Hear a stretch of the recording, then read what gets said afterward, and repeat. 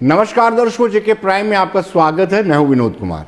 अमूमन दर्शकों, भारतीय जनता पार्टी, विश्व हिंदू परिषद, बजरंग दल, एकजुट या बाकी दीगर जमातें जो जम्मू से ताल्लुक रखती हैं, जम्मू से वाबस्ता रखती हैं, जम्मू के हितों को लेकर के संघर्ष करती हैं, वो हमेशा कहते रहे हैं कि कहीं ना कहीं एक साजिश के तहत जम्मू की डेमोग्राफी में बदलाव किया जा रहा है। एक सोची समझी सुनियोजित साजिश के तहत ऐसा प्रयास किया जा रहा है कि यहाँ पर भी डेमोग्राफी चेंज की जा रही है। लेकिन कल महबूबा मुफ्ती, जो जम्मू कश्मीर की पूर्व मुख्यमंत्री हैं और पीपुल्स डेमोक्रेटिक पार्टी की अध्यक्ष हैं, उन्होंने एक नेशनल डेली के साथ इंटरव्यू के दौरान कहा कि कश्मीर की डेमोग्राफी चेंज करने का प्रयास हुआ है।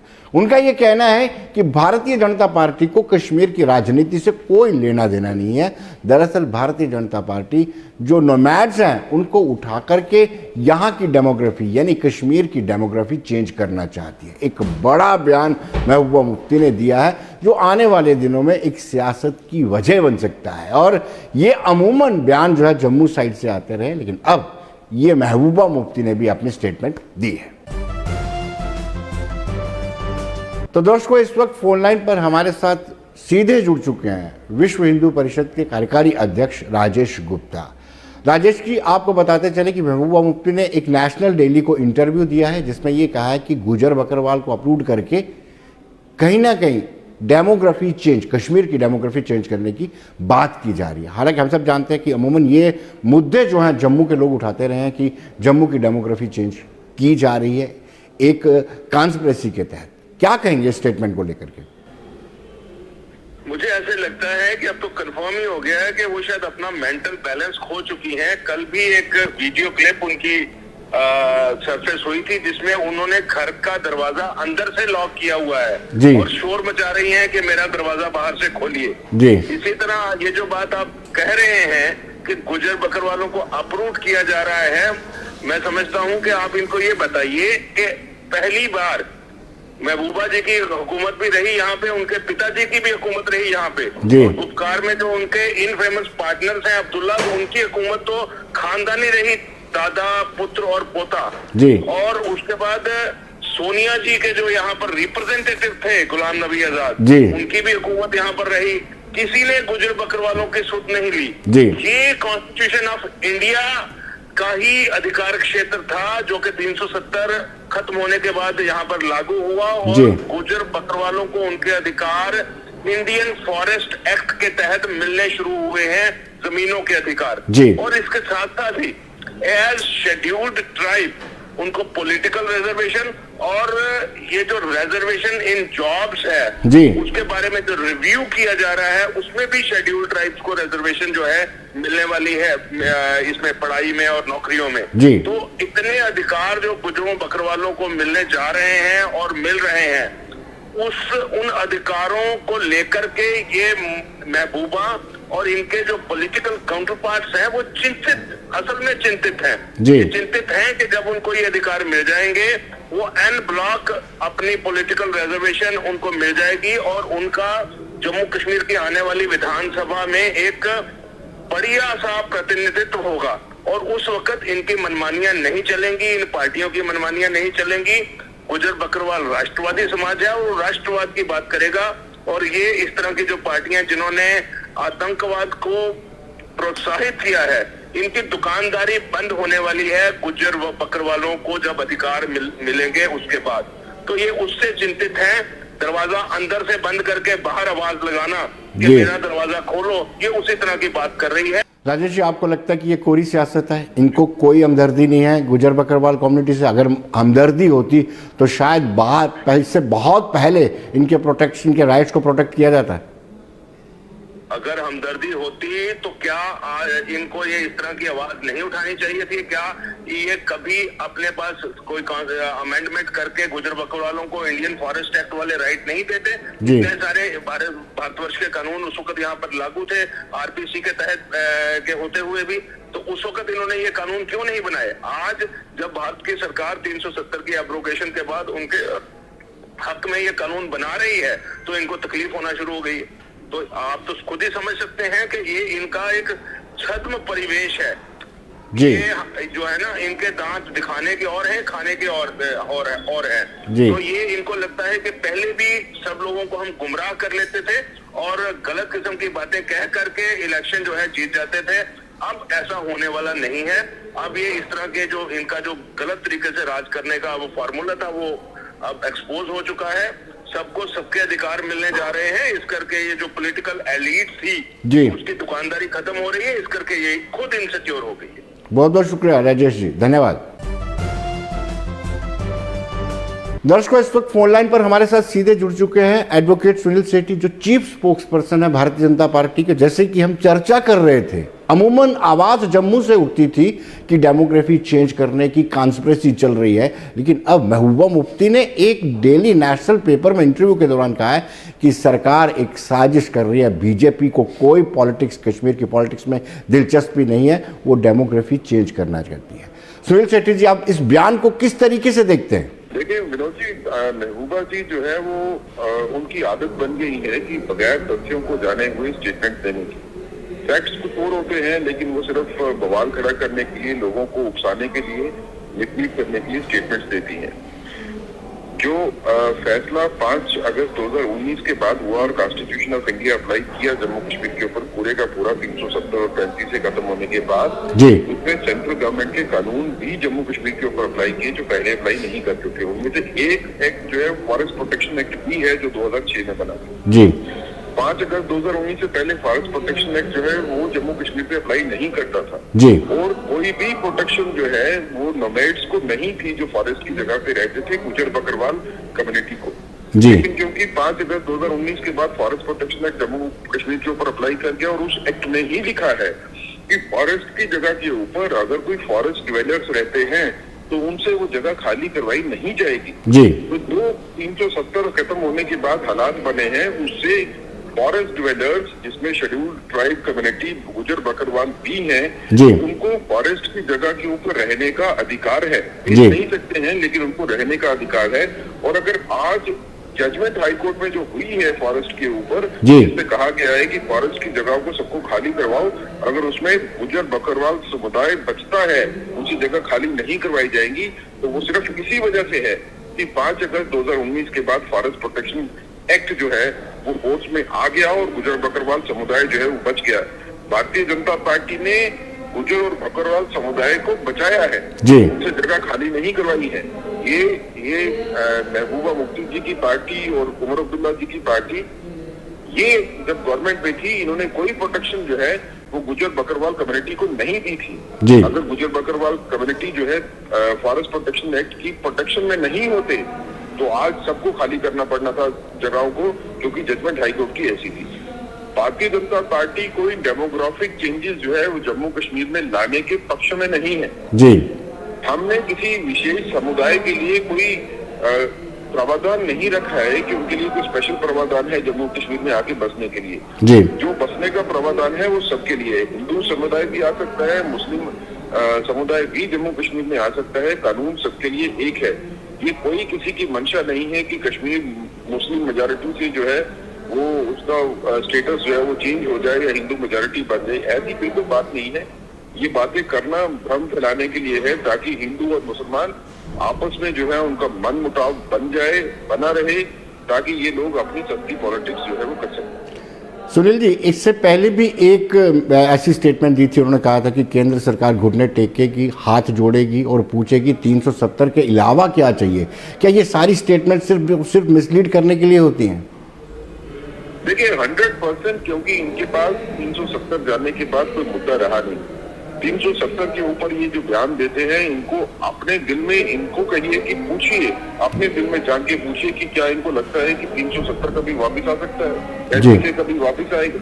जी। वो कभी भी नहीं होगा, क्योंकि ये फैसले हो चुके हैं और देश की पार्लियामेंट ने मेजॉरिटी डिसीजन से किया है, जहाँ पे महबूबा मुफ्ती जी की पार्टी का मेंबर पार्लियामेंट राज्यसभा में बैठा हुआ था। जी। नेशनल कॉन्फ्रेंस के फारूक अब्दुल्ला के लोकसभा में थे। उनके बाकी साथी भी बैठे हुए थे। जी। तो ये पार्लियामेंट का फैसला था जिसको चेंज करने का राइट किसी का नहीं है। जो चेंजेस कॉन्स्टिट्यूशनल जम्मू कश्मीर में होनी थी वो हो चुकी है। जी। अब सुप्रीम कोर्ट में ये विचाराधीन है, सुप्रीम कोर्ट क्या फैसला करती है वो हर किसी को मान्य होगा, लेकिन अदरवाइज आप इसको पोजीशन को अब चेंज नहीं कर सकते। आप बयान देके लोगों को गुमराह जरूर कर सकते हो, वो कर रहे हैं ये, लेकिन लोग समझदार हैं, उनको पता है कि राजनीति में अपने आप को बनाए रखने के लिए इस तरह की स्टेटमेंट जो है वो महबूबा जी देती हैं। जी। मैं तो महबूबा जी को सही मानों में पॉलिटिशियन समझता ही नहीं हूँ, क्योंकि अगर आप उनका देखिए जब वो मिनिस्टर बनी उसके बाद से उनका कंडक्ट जो है साफ दिखाता है कि उसमें पॉलिटिशियन बनने के गुण नहीं है महबूबा जी में। जी। वो can be a political leader but she will not be a politician who can run the administration. जी। अब महबूबा मुफ्ती जी में हताशा बड़ी जल्दी आती है। इनकी एक बड़ी प्रॉब्लम ये है कि ये घबरा जाती है बड़ी जल्दी। जी। और थोड़ी सी पोजीशन अगर इनकी मर्जी के अगेंस्ट होती है तो ये हताशा में फिर उल्टे सीधे बयान देती हैं। वही बयानबाजी जो है ये आज भी कर रही है, बगैर समझे हुए कि भारतीय जनता पार्टी ने ही गुजर और बकर वालों को बचाया है। जी। ये उल्टी बात करने की कोशिश करते हैं। जी, बहुत बहुत शुक्रिया, धन्यवाद। दर्शकों, अब हम बात करेंगे भारतीय जनता पार्टी के राष्ट्रीय महासचिव तरुण चुग की। और तरुण चुग ने कहा कि अब्दुल्ला खानदान ने पूरी रियासत को बर्बाद किया है। आइए देखते हैं। हमारी बहन विजय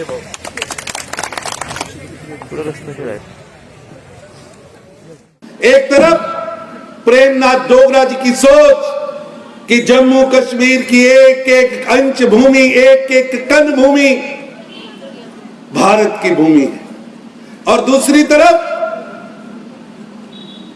शेख अब्दुल्ला की सोच, जम्मू कश्मीर को बांटने की सोच, जम्मू कश्मीर के भाई को भाई से लड़ाने की सोच, जम्मू कश्मीर की बेटी के साथ अन्याय करने की सोच, उसके मध्य चुनाव है। 70 साल से हमने शेख अब्दुल्ला की उस गहरी साजिश की सोच को हमने सुना है, देखा है। 70 साल यहां की बेटियों के अधिकारों को शेख अब्दुल्ला की सोच ने छीन कर रखा। मैं आज पूछना चाहता हूं, ये कांग्रेस के लोग या एनसी के लोग या पीडीपी के लोग यहां आपसे वोट मांगने आ रहे हैं, इनसे पूछिए 7 दशक तक जम्मू कश्मीर की बेटी के अधिकारों का हनन किसने किया?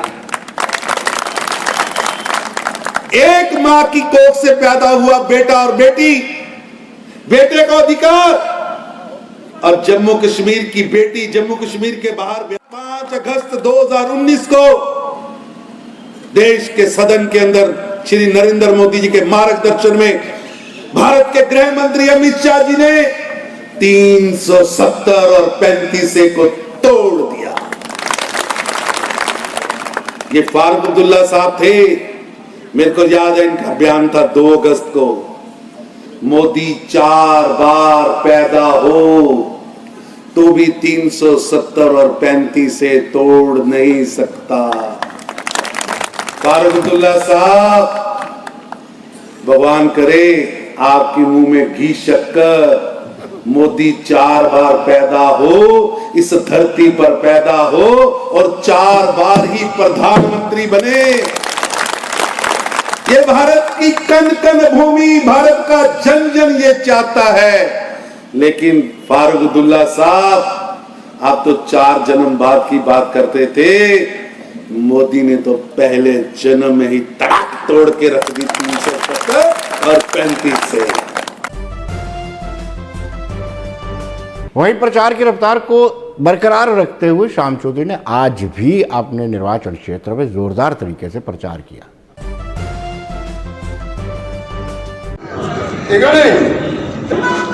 कोई परेशानी की कमी रह गई है, वो कमी आज शामी तक पूरी हो नहीं चाहिए है। वो अगर आ सकता कोई तामी ठीक है, अगर नहीं को आ सकता अपने फोन तो वो लिस्ट जी है व्हाट्सएप करके साढ़े फोन से भेज दो ताकि वो लिस्टा पूरी हो। चुनाव थोड़े उस पोलिंग बूथ से लड़ाई लड़ने तो बाद भारतीय जनता पार्टी हर बार बार मेजॉरिटी नाल और बड़ी ज़्यादा लीड नाल जिद्दी आई। उसे तरह मैं तो कहांगा कि अज ऐसा समय है और ऐसे हालात सारे ही प्रदेश च ने, सारे देश च ने। खासकर अगर सुचेतगढ़ की गल करा, अज कोई भी ऐसा शख्स नहीं है, ऐसे लोग नहीं है, लोग सारे ही चाहते हैं कि भारतीय जनता पार्टी की वोट करिए।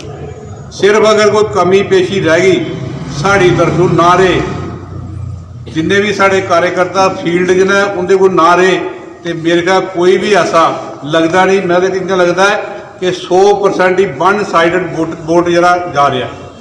हर आदमी चाहता है कि मैं भी भारतीय जनता पार्टी की वोट दे के अपना संयोग करा। इस करके जिन्ने भी साथी साढ़े आए दिन है, जिहड़ा एक टास्क एक काम तुहानूं 7 तरीक दिता है, अज 11 तरीक हो गई। 100% तो पूरा नहीं होया, मेरे हिसाब से 90% पूरा, 10%। दर्शकों, अब आज हमने एकजुट के चीफ एडवोकेट अंकुर शर्मा से बातचीत की, क्योंकि सुप्रीम कोर्ट की जो डायरेक्शन आई थी रोशनी को लेकर के, उस पर विस्तार से चर्चा की। आइए देखते हैं उनका क्या कहना है। दर्शकों, इस वक्त हमारे साथ जुड़ चुके हैं एडवोकेट अंकुर शर्मा, जो एकजुट के चीफ है, और साथ ही साथ आपको बताते चले कि 2014 में उन्होंने याचिका दायर की थी रोशनी को लेकर के, और कल ही सुप्रीम कोर्ट ने उन 68 लोगों को राहत दी है जिन्होंने याचिका दायर की थी। ये राहत ज़्यादा लंबी नहीं है, लेकिन जनवरी के आखिरी सप्ताह तक राहत है। अंकुर जी, आप किस तरीके से देखते हैं इसको? देखिए, ये रिव्यू पिटीशन जो गवर्नमेंट ने जम्मू कश्मीर हाई कोर्ट में दायर की है, ये एक इनसिंसियर रिव्यू पिटीशन है, और जिसमें ये दिखाने की कोशिश की जा रही है कि शायद सरकार ऐसे गरीबों के लिए, ऐसे लैंडलेस लोगों के लिए, ऐसे एग्रीकल्चरिस्ट्स के लिए कोई स्कीम लाने की परमिशन कोर्ट से मांग रही है, जिन पे रोशनी जजमेंट के बाद शायद कोई कार्रवाई होगी। ये फैक्चुअली इनकरेक्ट चीज़ है जो कोर्ट के सामने पेश की जा रही है। ये वो एनक्रोचर, वो लैंड ग्रैबर्स जिन्हें सरकार किसी तरीके से बेनिफिट देना चाहती है, इन गरीब किसानों का कवर लेके उनके लिए कोर्ट में गई है। देखिए, अगर आपको किसानों को ज़मीन देनी है, आप एग्रेरियन रिफॉर्म्स एक्ट की सेक्शन 3N अप्लाई करके दे सकते हैं। आप गवर्नमेंट ऑर्डर LB6S 432 अप्लाई करके दे सकते हैं। आप सेक्शन 15 जिसमें disposal of surplus state land के प्रोविजंस दिए गए हैं कि गरीबों को, लैंडलेस को आपको इस प्रायोरिटी में ज़मीनें देनी है, स्टेट लैंड्स देनी है, उसको ऑपरेशनलाइज करके आप दे सकते हैं। सेक्शन 26 जिसमें आप सरकारी ज़मीन किसी व्यक्ति को दे सकते हैं, 2 कनाल से कम अगर उसने रखी है, उसका प्रोविज़न है। ये सब चीज़ें आप कर सकते हैं जो बोनाफाइड टिलर्स, काश्तकार या गरीब लैंडलेस लेबरर्स हैं। लेकिन उसके बावजूद भी, ये प्रोविजंस होने के बावजूद भी, सरकार अगर रिव्यू पिटीशन इन लोगों के नाम पे लेके गई है, तो इसकी intentions land grabbers, illegal encroachers को रिहैबिलिटेट और रीसेटल करने की है। और उसका कारण जो है वो ये है कि जम्मू कश्मीर में जो एक state sponsored demographic invasion Jammu का चल रहा है, उसे किसी न किसी तरीके से सरकार फैसिलिटेट करना चाहती है। लेकिन अंकुर जी, मैं आपसे ये सवाल पूछ रहा था, सुप्रीम कोर्ट ने कल कहा है कि फिलहाल जनवरी के आखिरी हफ्ते तक आप इन लोगों के खिलाफ कोई एक्शन नहीं कर सकते जिन्होंने सुप्रीम कोर्ट में याचिका दायर की थी, जिसमें फॉर्मर कैबिनेट मिनिस्टर हसीब दराबू समेत कई बड़े ब्यूरोक्रेट और फॉर्मर लीडर्स भी हैं। देखिए, सुप्रीम कोर्ट में कोर्ट ने ऐसी कोई डायरेक्शंस पास नहीं की हैं। सुप्रीम कोर्ट ने केवल ये कहा कि जब तक हाई कोर्ट रिव्यू पिटीशन को डिसाइड नहीं कर देता, और 21 दिसंबर सुप्रीम कोर्ट ने ये डेट तय की कि उससे पहले डिसाइड कर दे हाई कोर्ट, तब तक पैरेलल प्रोसीडिंग्स नहीं चलाई जा सकती। तो सुप्रीम कोर्ट ने तो एक तो सुनवाई करने से मना कर दिया, ये कहा कि आप वहां पे जाके रिव्यू पिटीशन फाइल करिए और पहले रिव्यू पिटीशन का निपटारा होने दीजिए। लेकिन जब ये कार्रवाई चल रही थी तो सॉलिसिटर जनरल जो है या स्टेट की तरफ से जो वकील पेश हुए, उन्होंने ये वॉलंटरली ही कोर्ट में कह दिया कि जब तक सुप्रीम कोर्ट इस मामले की सुनवाई कर रहा है, हम इन लोगों के खिलाफ कार्रवाई नहीं करेंगे। This is in sync with the review petition जो गवर्नमेंट ने जम्मू कश्मीर में फाइल की है कि ये इनकी मंशा ही नहीं है कार्रवाई करने की, और ये एनक्रोचर्स को, जिन लोगों ने जम्मू का इन्वेजन किया डेमोग्राफिकली, उनको किसी ना किसी तरीके से बचाना चाहते हैं।